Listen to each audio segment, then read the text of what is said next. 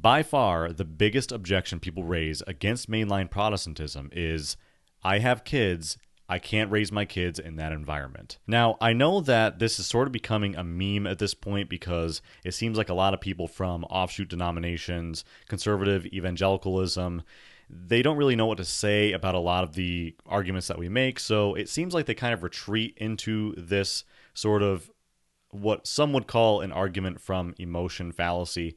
And I just want to approach this specific video a little bit different. I do think that does happen, but I also do know that there are a lot of people where this is their main hang-up. They agree with the ecclesiology. They agree that mainline Christianity, it needs to be saved. It needs to be brought back to orthodoxy, but it's this one thing. They're like, I have kids. I want kids. I have a wife. Whatever it is, I just don't know if this is going to be a good environment for them. I really hope that this video helps people think through this a little bit more, and I hope that it curbs some of those concerns. Now, I'm going to split this video up into 3 sections. Number 1, what are mainline churches really like? A lot of people don't really know. They see mainline Protestant denominations on the internet and in the news, and usually it's not too good. Usually it's a lot of rainbow flags, it's a lot of LGBTQ ideology, really, really rough stuff like that. And what they don't know is that on the ground, in the average mainline church, at least in America, that just really isn't the way it is. It is in some cases, but not always, so we're going to talk about that. Number 2, what do you do once you're in a mainline church? And number 3, how can you change this narrative yourself? Okay, so let's get right into it with number 1. What are mainline churches really like? It's not as bad as you might think. It is pretty bad, though, in some cases. Now, you're going to have the parts of mainline Protestantism that are really representative of the stereotype, and that would be churches like this. Churches that are clad in a lot of rainbows and LGBTQ propaganda, and it really is just kind of a social club for people who are really enthusiastic about sexually deviant ideologies. Those churches do exist. Yes, unfortunately, we are trying to get that taken care of in our denominations, but they aren't most churches, okay? And in fact, this is kind of a fringe group in the mainline churches. Remember how big these mainline denominations are. I think the PCUSA has like 8,000 churches and 11,000 elders and ministers. I think there's like 160 or 170 presbyteries. It's a really, really big church all over the United States. And that's just one denomination. There are 7 of them. There's a mainline church on like every corner in America. So while yes, it is not hard, you don't have to go that far to find a church like this, the vast majority of the churches are not like this. In fact, the vast majority of churches in mainline Protestantism look more like this, okay? And what you see here are some old people going to an old traditional church, and I put the Democrat logo there because, yes, in most mainline churches, it's basically just a bunch of old Christian ladies that vote for Democrats. That's basically what it is. The typical church in mainline Protestantism is going to look something like this. But there is a third kind of church that you may see, and that is a solid Orthodox church that preaches solid biblical theology from the pulpit, Westminster affirming, good conservative social teaching, all the good stuff. They do exist in the mainline churches more than you might think, although they are a minority. And yes, the map, the all-famous Reconquista map that Redeem Zoomer is always talking about, is a good place to go to find those churches. While I do think that that map is a good resource, my personal recommendation is actually not to start with that map, but to go look at what churches are near your house and start there. Either the church is going to look like this, which would be really, really cool if it did, or in all likelihood, it'll look like this. It'll look like just a bunch of old boomer Democrat ladies that affirm the gospel and affirm all the essentials of the faith, but they just vote for Democrats. Or it could be like this, and honestly, I would skip it if it looks like this. I really don't think this is a good environment for your kids, and I would avoid churches like this. But this church is fine. You don't have to go to the most traditional, solid, Orthodox church that you can find. I wouldn't drive too far to go to a church like this. If there is a decent church like this next to your house, then I would highly recommend one of those.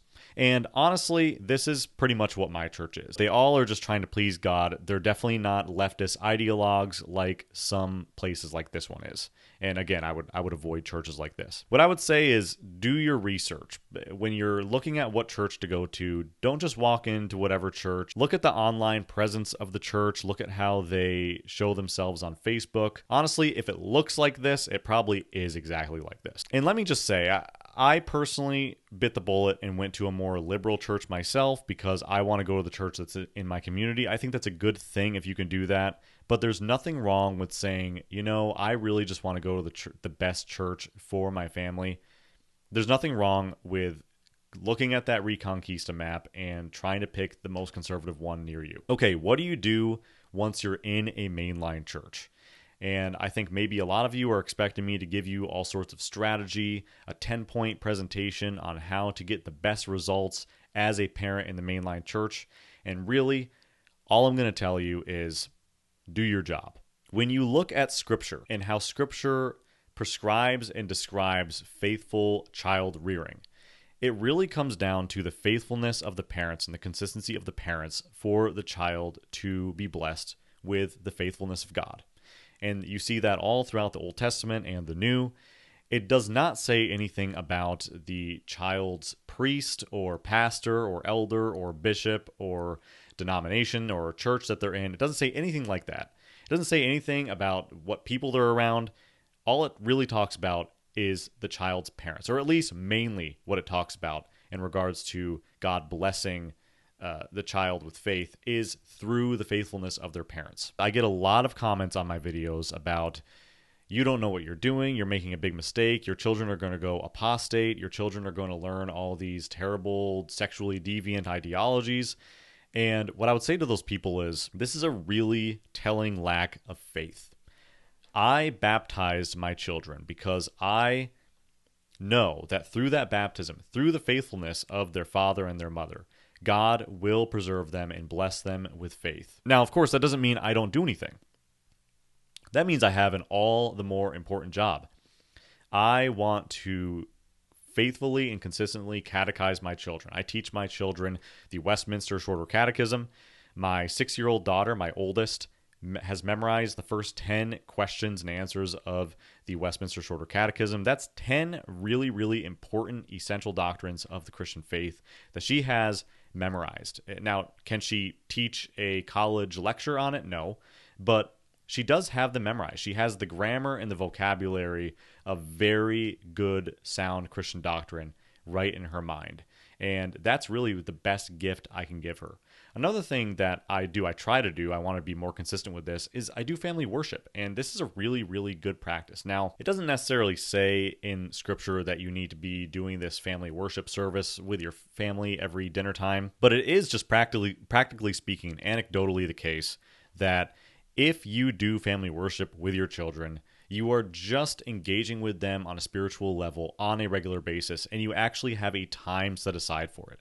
And what we do is I just read a little bit of Scripture. I might tell a little bit of a story, whatever it is that we do. Usually I just read a little bit of Scripture and I kind of talk about what we read, and then we sing the doxology. And usually there's some sort of prayer time. I pray for them. I pray for them at dinner time and every night before they go to sleep. And again, that's not a surefire way to make sure your kids, it's not like if you do that, your kids are just guaranteed to never apostatize or never leave the faith. But it is just you being a faithful parent. There's nowhere in Scripture where it says that part of you being a faithful parent is making this decision on where you're going to go to church. There's nothing like that in Scripture because, honestly, that's a really anachronistic way to understand Scripture at all because the church didn't work that way back then. It was just the church. The church was whatever church was near you. Your kids are not saved because you have a super masculine conservative pastor preaching banger sermons every Sunday.